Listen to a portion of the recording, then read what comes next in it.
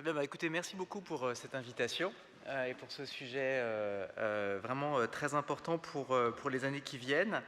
Euh, bon, le changement démographique, c'est un des très grands trends qui va profondément modifier notre marché du travail dans les années qui viennent, aux côtés du changement technologique et également du changement climatique.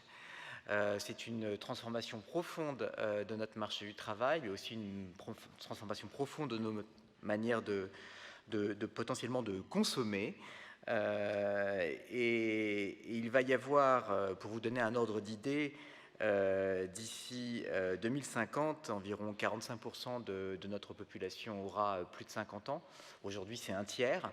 Donc c'est une transformation qui est vraiment très très importante. Et qui va avoir des répercussions sur ce qu'on appelle la population en âge de travailler, puisque cette population qui est âgée aujourd'hui entre 20 et 64 ans, elle représente environ 60% de la population totale, et à l'horizon de 2050, ce sera plutôt proche de 50%. Donc on voit effectivement des enjeux majeurs, parce que si on ne fait rien pour avoir une force de travail diverse, et si on ne fait rien pour augmenter l'employabilité, notamment des seniors dans les années qui viennent, on aura un impact qui sera potentiellement très fort sur notre capacité à produire et aussi du coup sur la richesse par habitant.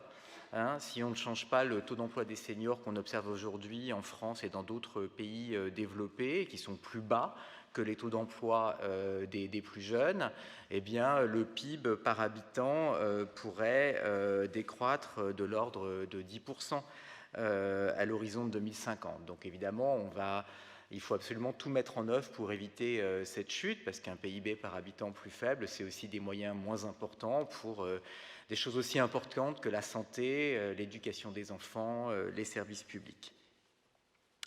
Alors, dans le même temps qu'on observe cet vieillissement de la population et qu'on observe également des taux d'emploi qui sont plus faibles pour les seniors que pour les personnes qui sont plus jeunes, et ce malgré une augmentation tendancielle ces dernières années, grâce aux différentes réformes, notamment de retraite, qui dans les pays de l'OCDE ont tiré vers le haut le taux d'emploi des seniors, parce que l'âge de la retraite se repoussant, les gens ont tendance à travailler plus longtemps, mais malgré tout, on a un taux d'emploi plus faible parce que les gens ont tendance à sortir un peu plus tôt du marché du travail que l'âge légal. Et puis les seniors, lorsqu'ils tombent au chômage, ont aussi des probabilités de retour en emploi qui sont beaucoup plus faibles. Malgré ces difficultés-là, on voit que les entreprises ont aussi des difficultés à recruter. Avant même la crise du Covid, les entreprises avaient de fortes difficultés de recrutement, et les difficultés de recrutement aujourd'hui sont encore plus présentes en cette période de sortie de crise. Elles sont accentuées, et donc on voit un double enjeu: du côté des entreprises, des forts besoins de main-d'œuvre et de compétences. D'un autre côté, une main-d'œuvre senior qui pourrait être plus employée, mieux employée, et donc un gros enjeu dans les années qui viennent. Dans le même temps, en fait, les trends que j'évoquais avant, le changement démographique et le changement technologique, se mélangent, et ça complique encore plus l'équation. Les emplois se transforment, la digitalisation, l'adoption des nouvelles technologies va s'accélérer en cette sortie de crise. On s'est rendu compte, les entreprises se sont rendues compte qu'en étant digitalisées, elles étaient aussi plus résilientes à des chocs comme celui qu'on vient de rencontrer. On sait que dans les 10 années qui viennent, la moitié des emplois vont être profondément transformés par ces nouvelles technologies. Et ça veut dire aussi que les besoins en matière de compétences des entreprises vont évoluer. Elles vont évoluer fortement, avec des besoins de la part des entreprises d'une main-d'œuvre qui est capable d'utiliser ces outils numériques, qui est capable d'interagir, et qui aussi nécessite parfois des nouvelles compétences, des compétences un peu différentes. Le fait de pouvoir travailler plus en interaction avec d'autres équipes, renforcer le côté humain dans le travail, puisque des tâches répétitives vont être faites par les machines, et donc à la fois des compétences en résolution de problèmes, des compétences humaines qui sont plus importantes. Alors un des gros enjeux aujourd'hui, c'est qu'on se rend compte que les seniors ne sont pas forcément les mieux armés face à ces transformations technologiques, en France comme dans d'autres pays. À l'OCDE, on a une enquête sur les compétences des adultes qui s'appelle PIAC. La dernière étude a été faite en 2018 et on se rend compte que environ un tiers des seniors, et même un petit peu plus si on regarde les compétences en mathématiques, ne maîtrisent pas des compétences de base. Il en va de même pour la résolution de problèmes dans des environnements riches en nouvelles technologies, le fait d'utiliser l'ordinateur pour résoudre des problèmes. Et donc, même si les seniors, peu à peu, sont de plus en plus fréquemment titulaires de diplômes de l'université, il reste quand même un socle important parmi les seniors de gens dont les compétences de base ne sont pas forcément suffisantes pour faire face aux changements de besoins des entreprises et aux changements technologiques.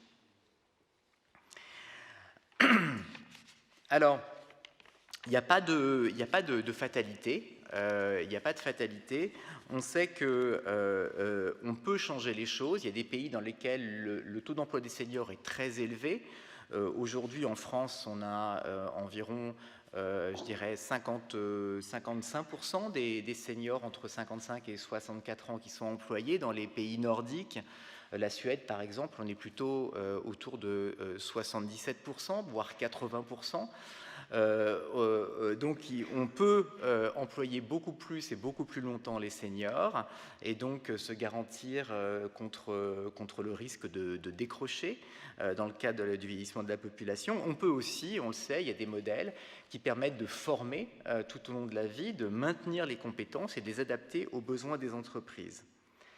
Alors, je crois qu'il y a vraiment, on sait aussi que les entreprises qui sont plus diverses en matière de groupe d'âge, celles qui ont des parts plus importantes de seniors et qui mélangent les équipes seniors et jeunes, ont aussi tendance à être des entreprises qui sont plus productives. Ça, c'est ce qu'on voit dans les données très détaillées dont on dispose, qui suivent entreprises et salariés au niveau individuel. On se rend compte que des entreprises avec des taux de seniors importantes sont aussi des entreprises qui peuvent maintenir une très bonne productivité. Donc il n'y a pas de fatalité. Et donc les enjeux, il me semble, dont on va discuter ce soir, ce sont des enjeux en matière d'embauche des seniors. Ça, je crois qu'il y a déjà eu une table ronde sur la question des discriminations, c'est un point très important, mais c'est aussi des enjeux très forts liés au management, à la mixité des équipes et puis à l'accès à la formation des seniors. Il faut savoir qu'aujourd'hui, les seniors dans les pays de l'OCDE ont 2 fois moins accès à la formation que les plus jeunes, environ une année donnée.